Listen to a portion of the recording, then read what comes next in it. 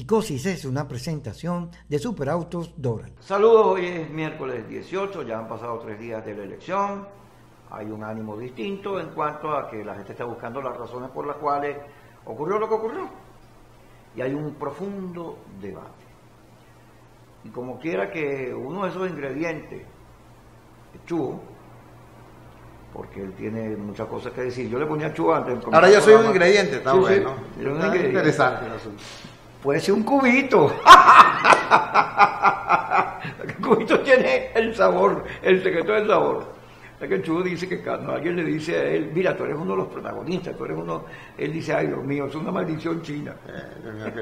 Sí, bueno, hay una vieja maldición china que dice, ojalá vivas tiempos interesantes. Yo no sabía cuando muchacho, o sea, la frase me parece bonita, porque eso es una maldición. Ahora que nos tocó vivir esto, ahora yo entiendo que en efecto eso es una maldición. Pero bueno, adelante, hay que salir de estos tiempos. Chugo tiene unos audios que están mandando, que es de la entrevista con Vladimir. Correcto. Y los están mandando por WhatsApp muy duros. Vamos a arrancar con uno, en el cual tú dices, que yo coincido. Nosotros perdimos los 4 meses. El balance de los 4 meses de Calle es una derrota en el momento que se instala la ANC y después. Más una derrota que le sirve al gobierno para oxigenarse, porque es una derrota muy parecida al término militar, porque estamos enfrentando una insurrección, pero al final es una derrota política. Y le funciona muy bien al gobierno. Pero la oposición no hizo ningún balance de eso, sino que digo, por la vida, como son las cosas, entramos, vamos para elecciones, y por ahí se pegaron los demás, sin pararse frente al país a explicar qué fue lo que había ocurrido, decir, bueno, ganamos aquí, sacamos esto de provecho, pero pasó esto. No hizo eso que es indispensable en política, que es un balance de errores y virtudes. Y arrancamos, pero un pedazo del país se quedó pegado en lo que había ocurrido. Se sintió dolido, traicionado, herido, porque nadie le explicó nada, porque además, en ese justo momento apareció en Molanqui, el alcalde muchacho, diciendo que no había salida electoral. Justo en ese momento aparecieron a decir eso. Entonces, ¿cómo es que no hay salida electoral y vamos a ir a estas elecciones? Y los muchachos que se mataron. Comenzó toda una cosa, la procesión por dentro, con María Corina, Patricia Poleo, Franceschi y todo eso, diciendo que bueno, que estaba traicionándose la calle.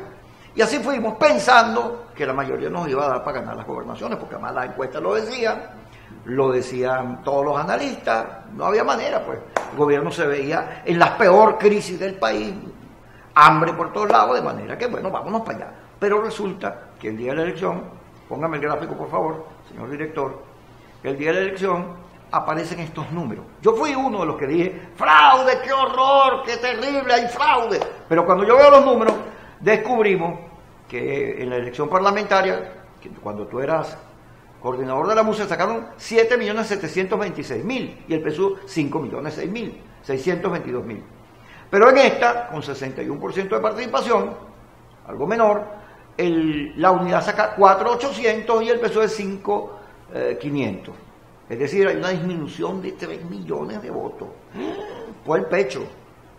Eso no se puede explicar nada más con el fraude. Pero la explicación creo que tiene que ver con los 4 meses.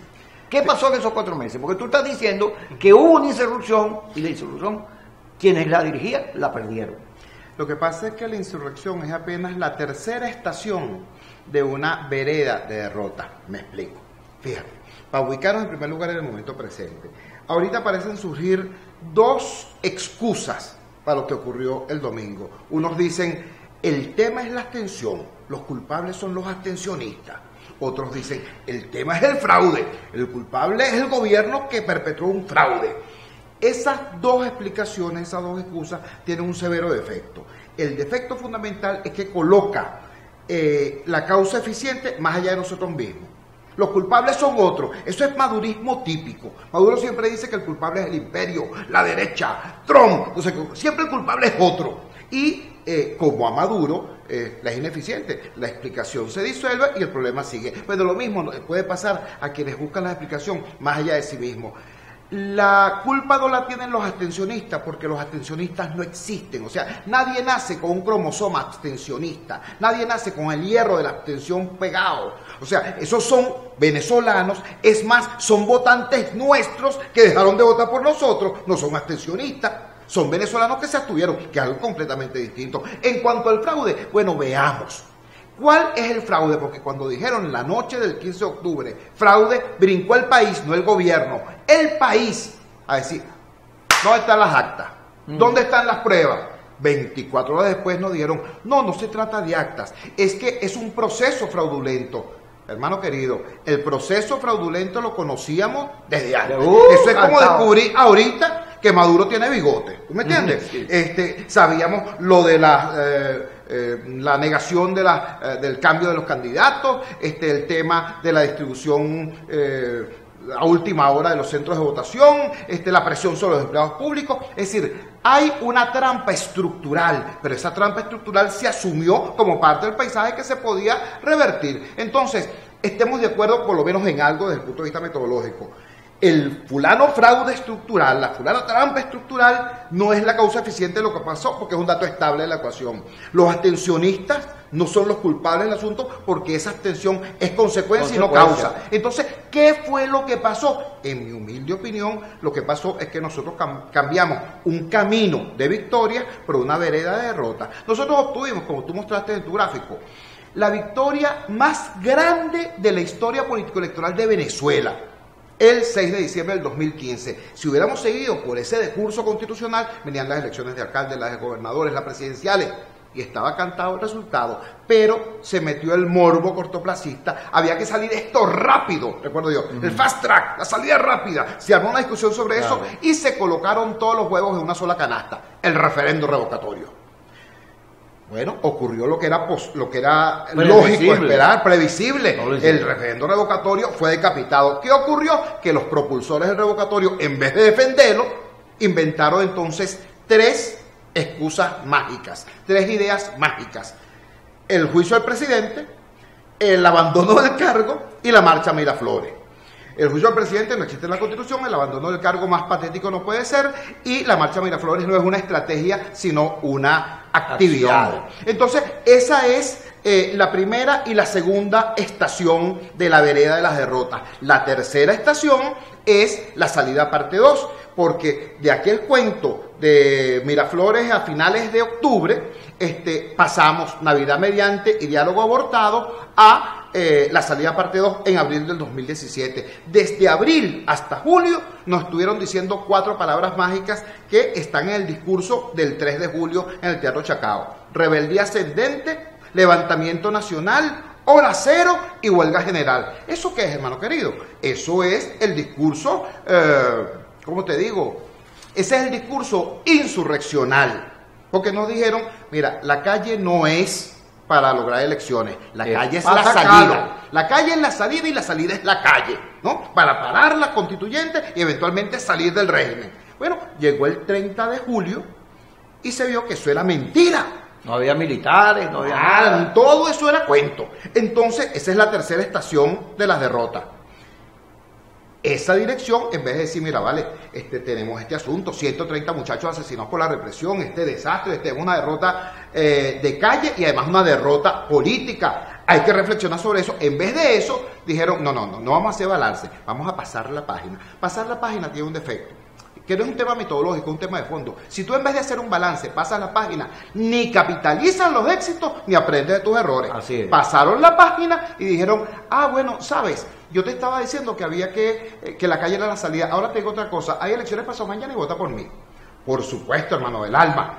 Si además en todo este transcurso que te estoy diciendo casi no aparece la realidad social del país. El hambre, la miseria. Claro, el lo que decían calle, calle, calle, después dijeron voto, voto, voto y se les olvidó el hambre, hambre, hambre. Quédate ahí, quédate en el hambre, hambre, hambre. Vamos a ir al corte y ya regresamos con todos ustedes.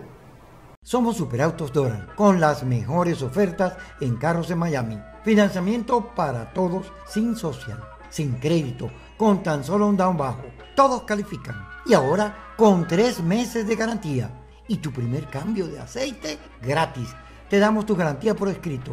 Ven, estamos en el 5600 Northwest 84 Avenue del Doral. Visítanos en superautosdoral.com 786-953-0871. Si te gusta, te lo llevas.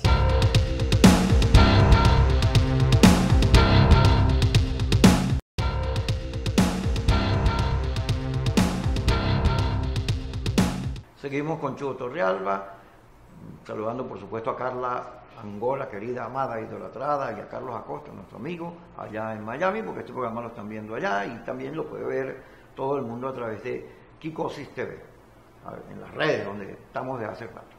Chugo, hambre. Pero fíjate, aparte de... Pero perdóname que te... No, es para darte pie para que siga. Porque fíjate, con el tema del hambre, yo lo que quiero decir es que la dirección de la oposición abandonó su contacto con el país profundo, con el país de contento, con las mayorías, y además cuando cambia lo de la calle por los votos, rompe también su conexión con el país que protesta, que era más pequeño, pero bueno, es bullicioso. Y es militante. Entonces resulta que te quedaste sin nada. Cuando te das cuenta que eso es lo que ocurrió, te digo una cosa, hermano, esos casi 5 millones de votos son milagrosos. Es que han podido ser muchísimo menos, ¿no? Sin el fraude y sin nada. ¿Por qué? Porque es muy difícil complacer a quien no sabe lo que quiere. Ahora, y la dirección de la oposición le pidió a la gente, vota, marcha, firma, reafirma, protesta, calle. La gente lo hizo todo, pero al final no resultó. Y sin embargo, no le dieron una explicación. Vamos a un problema que es parte también del asunto. Fíjate, la dirección es fundamental. En todo conflicto tener una dirección. Hay gente que proponía, en medio del lío del revocatorio, decapitar la dirección. Capriles salió a decir que había unos vendidos, María Corina tiene un discurso de traidores, y en pleno lío tú querías diferenciar tu fuerza de unos valientes y unos traidores, cosa que era un error. Pero además, no solo te sacan a ti de la MUD, sino que agarran y crean un G9. De 21 partidos, G9, meten a María Corina, meten al otro, pero a ninguno le consulta porque al final el G4. Pero el G4 resulta que 2 partidos se ponen de acuerdo y se agarran todos. Henry Ramos dice, yo no voy más para ese tipo de reuniones porque no me cargo que Capriles me desmienta y que salga a decir lo contrario. Y entonces comienzan 2 partidos a dirigir todo el proceso sin discusión con los demás, sino imponiéndole una línea agitativa, sin dar ningún tipo de discurso, sino mañana aquí, pasado, tranca, mete y todo eso. Pero la dirección como tal no discute estrategia, no tiene escenario, no tiene discursos posibles ni alternativos para las situaciones que se le presentaron, sino todo era una reunión de media hora para ver qué marcha de aquí a allá, de allá aquí, de allá acá. Y toda la dirección deja de ser dirección para convertirse en un grupo de agitadores. Pero además, la unidad, que es para favorecer a todos los que le integran, para que todo el mundo crezca, para priorizar a Maduro como enemigo, como adversario y centrarlo allí, resulta que bueno, vienen las primarias, viene el proceso de los cargos y aquello es una degollina, matan a Manuel Rosales en el Zulia, porque Manuel Rosales es un traidor, Henry Falzón termina herido y una parte importante de la oposición no vota a él porque lo han mancillado, y así vemos lo de Aragua y otros episodios donde en vez de unidad lo que tenemos es un canibalismo. El MAS pide ingreso en la MUD y dicen que no. ¿Qué tipo de unidad es esta que no permite que se crezca, que se une el país, sino que se suscribe a 2 partidos que son los que terminan controlando todo? No solo es un problema de la política, también es un problema de la manera en que entendemos el momento político y la unidad. La unidad pareciera ser como en un espacio vacío. Yo creo que también allí te voy a fastidiar un poquito, porque creo que para comprender esta fotografía hay que ver la película. Métase. ¿Qué pasa en la unidad después del triunfo del 6 de diciembre? Bueno, hay una tormenta porque Voluntad Popular y Un Nuevo Tiempo apoyan Acción Democrática para que el primer presidente de la Asamblea Nacional sea Henry Ramos Alú y no Julio Borges. En ese momento dice Primero Justicia, se acabó el G4 porque este es un 3 contra 1, este no es un G4. En ese momento nos quedamos sin dirección durante casi 4 meses. Se vino restableciendo algún nivel de funcionamiento interno a finales de marzo. Digo algún nivel, no un funcionamiento real colectivo, porque por lo menos esos 4 partidos se empezaron a sentar, repito, a finales de marzo, para discutir el tema. Y tú estabas ahí para contar. Exacto. Bueno, para hacer de alguna forma los ojos y los oídos del hombre de la calle, del ciudadano común. Entonces, a partir de ese momento empieza a tejerse qué se va a hacer, el tema del fast track. Entonces, la mayoría de los partidos decían, la enmienda, vamos a tratar de promover la enmienda para que eso abra además un espacio de debate y de negociación posible. Primero Justicia dijo, no, el referendo revocatorio. Yo me tiré en el suelo para decir, la fórmula que tenga que salir debe incorporar todo lo que aquí se plantea, porque esto no es un organismo. Esto es un espacio no formal, así que si ustedes quieren que lo que de aquí salga sea asumido como la voz de la unidad, tiene que incorporar todo lo que aquí se diga. Bueno, y entonces surge aquella hoja de ruta que en vez de tener un camino tenía cuatro. Tenía 4 caminos, uno de esos es el revocatorio, y ese fue el que terminó prendiendo. Ahora, el revocatorio nunca tuvo un comando de la unidad como el del 6 de diciembre. El revocatorio fue manejado por un equipo que dirigió Carlos Ocariz, cuyas oficinas estaban en el edificio de Bellomonte, donde están las oficinas de Enrique Capriles. Eso fue el revocatorio. Por eso cuando el revocatorio es decapitado, fue curioso cómo sus propulsores fundamentales no salieron a defenderlo, sino a inventar estas teorías. Desde entonces hasta hoy no ha habido una dirección colectiva en la unidad, ni una vocería única, sobre todo a partir de febrero de este año. Entonces, ¿qué es lo que ocurrió con la unidad? La unidad fue licuada, la unidad fue disuelta. Llegó un momento en que hasta las siglas de la unidad fueron desaparecidas. Yo quiero recordarle a todo el que me vea que en la boleta en la que todos votamos el 16 de julio, en el plebiscito del 16 de julio, ahí la palabra MUD y la manito no apareció por ninguna parte. Incluso cuando en el texto de la tercera pregunta se habla de gobierno de unidad nacional, no dicen unidad nacional, sino unión nacional. Y esa boleta está firmada por un fantasmal movimiento libertador que ahorita nadie sabe dónde está. Para decirlo claro. Entonces, eso fue lo que ocurrió con la MUD. La MUD fue licuada, quizás porque algunos caudillitos dijeron, bueno, si licuamos la MUD, nosotros podemos hacer lo que nos dé la gana con el movimiento opositor. Y en efecto, así ocurrió entre abril y julio. Lo que tú estás diciendo es correcto. 2 partidos o 2 grupos dentro de 2 partidos, el señor Capriles, el señor Guevara, hicieron y deshicieron. La gente se enteraba, los militantes de los partidos se enteraban porque los diputados jóvenes, ¿no?, utilizados como fachada también, daban ruedas de prensa casi todos los días, diciendo las cosas que les decían esos dirigentes, no la dirección colectiva. Cuando eso estalla, cuando eso fracasa, no salieron sus impulsores a decir, mira, nos equivocamos. No, ni de broma. Lo que ocurrió fue, bueno, el pase de página. Como yo sé que vamos al corte, después de la otra página te cuento. Así es. Vamos al corte y seguimos con Chugo.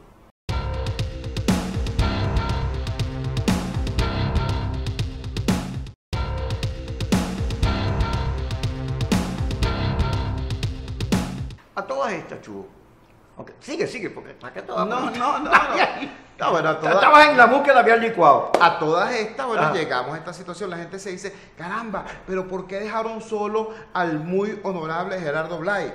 Una tronco de broma que le echaron a Gerardo, nombrarlo jefe de un comando que no existe, ¿no? Que no tuvo ni campaña paraguas, pues. Claro, exacto, porque la gran fortaleza nuestra era el repudio nacional contra Maduro. Así. Lo que teníamos que hacer era una campaña nacional con 23 escenarios regionales. En lugar de eso, hicimos 23 campañas regionales sin ningún paraguas nacional. Así es. Ahora, y le pusieron esa ingratísima tarea a Gerardo, que es un hombre serio. Entonces la gente se pregunta, bueno, ¿por qué eso? ¿Por qué Ocariz sale declarando como declara? ¿Por qué? Caramba, dígame ahora el papel que le ha tocado a un venezolano de excepción, como es mi amigo Ángel Oropesa. Qué duro, cuando yo vi a Ángel ahí, yo que me conozco la película, dije, caramba, si las cosas hubieran salido bien, todavía se estuvieran cayendo a golpe. A ver, ¿quién habla? Pero como salieron mal, que hable Ángel Oropesa. ¿Por qué? Bueno, porque no hay dirección colectiva. Ahora, todo esto no puede terminar en la autopsia, ¿no?, del asunto. No, chicos, aquí hay la necesidad de levantar la mirada y de encontrarse con el futuro. Yo creo... Pero de acá, salió Ledesma, salió Corina, las explicaciones que está dando Primero Justicia es... más bien la elección fue un fraude, no hay camino electoral, vámonos para sabrá Dios dónde, y vienen unos procesos electorales clave, viene la presidencial ya en el 2018, y entonces vamos a tratar de destruir lo poco que queda para meternos en unos limbos que sabrá Dios. Bueno, ya eso ha ocurrido antes en la historia de Venezuela, cuando una dirección política se equivoca, en vez de reconocer con gallardía su equivocación y darle paso a un relevo, se sigue equivocando hasta que todo se destruye, para no tener que darle explicaciones a nadie. No es primera vez que eso ocurriría. Yo creo que el país es más importante que eso, yo creo que Venezuela es más importante que eso. Los errores de una dirección no pueden ser la tumba de la oposición. Así es. Yo creo que eso hay que decirlo con absoluta claridad.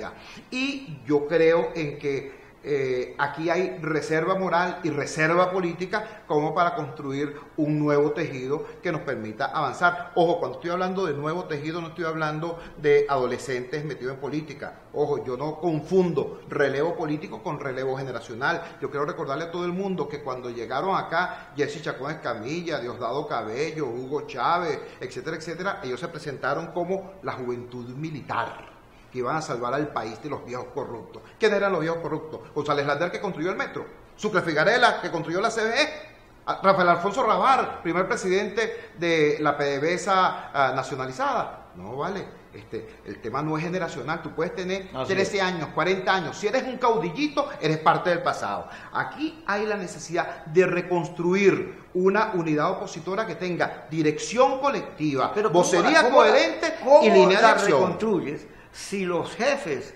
de partidos importantes insisten en que ellos no se equivocaron y que más bien ahora hay que salirse de la vía electoral y coger para saber a Dios dónde, porque el error fue la vía electoral? Que se aproximen los que tienen coincidencias y que actúen los que tengan coincidencias y que el éxito de esa política... Dos grupos de oposición. Yo creo que es claro que aquí parte de las explicaciones del fracaso es que en esa mancomunidad que era la MUD, estaban posiciones que eran absolutamente irreconciliables. Cuando uno avanzaba, el otro retrocedía. Cuando este lograba avanzar, el otro echaba para atrás. Y en consecuencia, ninguno de los dos en realidad lograba su cometido. Entonces, ¿qué es lo que hay que hacer? Repito, que los que tengan coincidencias se acerquen, que le planteen una política al país, que tengan una dirección colectiva, que tengan una estrategia consensuada. Fíjate tú que digo consensuada, no unánime, porque la unanimidad es mentira o es estalinismo.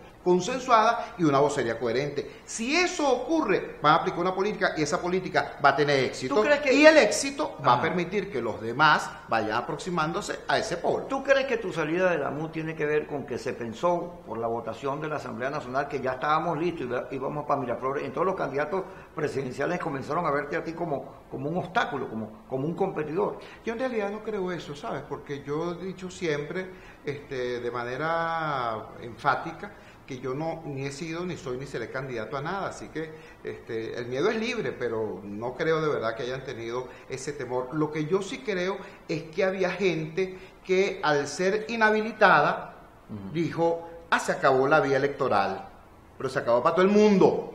Entonces, sabían que con Jesús Torrealba, no, yo estoy hablando de la política, sabían que con Jesús Torrealba al frente de la Secretaría Ejecutiva era imposible la salida parte 2. Imposible. Mira, yo lo probé la tarde, mediodía del 26 de octubre en la autopista Francisco Fajardo, delante de 100.000 personas. Hubo gente que se puso con la demagogia de vamos para Miraflores. Alguno dijo, no, bueno, ahorita no, pero vamos pasado mañana. Yo dije lo que había acordado la mesa. No vamos a Miraflores. Y te pitaron. Porque, bueno, mano, pero esa es la diferencia entre ser dirigente y sobre todo entre ser responsable y ser dirigido por 200 tipos que estaban adelante, pagados para pitar unos y aplaudir a otros. Así es. Eso fue lo que ocurrió.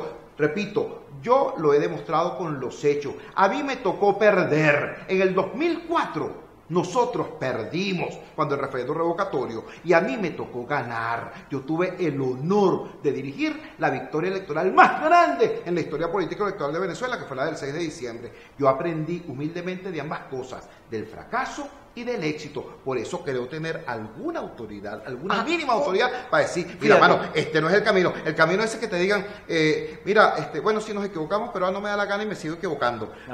¿Qué es lo que dice Maduro cada vez que se equivoca? Nos vamos a radicalizar. Bueno, eso es lo que están haciendo ahorita algunos. Se equivocaron y quieren radicalizarse en el error. Fíjate, ¿cómo hacemos? Porque el tema de la unidad, primero está la política, está el país, están los pobres, las necesidades que nunca aparecen en nuestro discurso. Eso es fundamental corregir. Pero corregirlo es sentirlo, vivirlo, compartir con la gente todo el desastre que significa vivir Venezuela. Pero luego, ¿cómo hacemos con la unidad cuando ya sabemos que hay dos tendencias además históricas, son parte de la personalidad de la oposición, que en el fondo tienen divergencias profundas? Porque el que cree que hay que sacar a Maduro por vía militar y el que cree que hay que sacarla por vía pacífica electoral son distintos planteamientos, pero radicalmente distintos. ¿Cómo se hace ahí? Porque entonces, bueno, cada cual por su lado. Fíjate, tú tocas... O hay un escenario donde de vez en cuando nos vemos y nos tomamos unos tragos. Tú tocaste el punto que explica por qué razón está Chuto Torrealba en este programa hablando contigo de esto. Mi preocupación y mi vocación de vida es la construcción de ciudadanía, sobre todo en los sectores populares. Yo estoy previendo lo siguiente, hermano querido. Mira, nosotros vamos para una crisis horrenda y potencialmente violenta de carácter social y económico. Claro, vale, tenemos una inflación de 1.400%. Si a usted no le gustan los números, entonces se lo voy a decir de manera siguiente. Un pan de jamón cuesta hoy lo que costaba un carro hace 4 años, ¿entiendes? O sea, ese es el tamaño del problema. Hace 10 meses, el 17 de diciembre, este país se incendió con 5 muertos y 300 negocios saqueados por el billete de 100. En este momento, 10 meses después, la crisis es muchísimo peor. Y si aquí revienta un problema por ese asunto, porque vamos a diciembre, que es un mes de particular sensibilidad, debería subir la curva del consumo, la gente no tiene con qué subir, entonces lo que viene es frustración y rabia. Y si en ese momento, por ejemplo, una oposición desorientada cree ver en esa erupción social la salida 3, claro, y piensa surfear eso, pero entonces nos encontramos con un régimen que nunca ha tenido escrúpulos democráticos y que tiene tiempo acariciando una salida tipo Erdogan y dice, este es el momento y esta es la ocasión. O sea, yo lo que digo es que si esto sigue como va, la perspectiva más probable es ominosa. Lo voy a decir con todas sus letras, es sangrienta. Uy. ¿Por qué? Porque los actores políticos descreen de los mecanismos democráticos de resolución de conflictos. Frente a eso, tiene que levantarse el país y pedirle a los actores políticos sindéresis, claridad y que entiendan la única cosa que se puede sacar en limpio de ese proceso entre abril y julio del 2017, que es la certeza de que por la vía de la fuerza nadie puede resolver el drama venezolano. Una oposición sin ejército no tiene vida y un gobierno sin pueblo tampoco. Tienen que ponerse de acuerdo. Última preguntita rapidito, se nos acabó el tiempo. La solidaridad internacional se pierde con estos resultados, se afecta. Yo no creo, yo creo que la solidaridad internacional se pierde por la falta de coherencia interna. ¿Cómo tú puedes apoyar desde afuera a alguien que no está demasiado claro adentro? La oposición venezolana no tiene cancillería. Cada quien salía a dar discursos en el exterior, a veces contradictorios. Entonces, por eso tienes el resultado que hoy tienes. Tienes a el señor secretario general de la OEA regañando a la oposición venezolana. Tienes al Papa desconfiando de la oposición y a la oposición desconfiando del Papa. Tienes a la Unión Europea siendo ahorita bastante más cautelosa que hace apenas una semana. Tienes al Grupo de Lima, también bastante circunspecto. ¿Por qué? Porque, repito, nadie puede satisfacer a quien no sabe lo que quiere y la oposición venezolana necesita resolver eso. Dirección colectiva, estrategia consensuada y vocería coherente. Gracias, Chugo. Gracias a ti. Gracias por estar con nosotros. Kikosis es una presentación de Superautos Doral.